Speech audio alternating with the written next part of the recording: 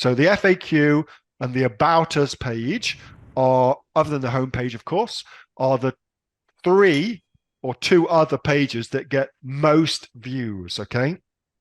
So how do you write a good FAQ page for your website?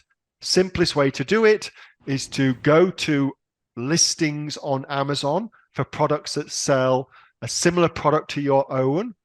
Go to the answered questions and take the FAQs from there.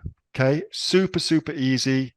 That's the absolute best way of figuring out what sort of FAQs your potential customers could have. Okay, it gives you a great starting point for your products. So if you're not selling it on Amazon, go to somebody else's listing with a similar kind of product, check out their FAQs, check out a few people's FAQs, and then base your website FAQ off of that.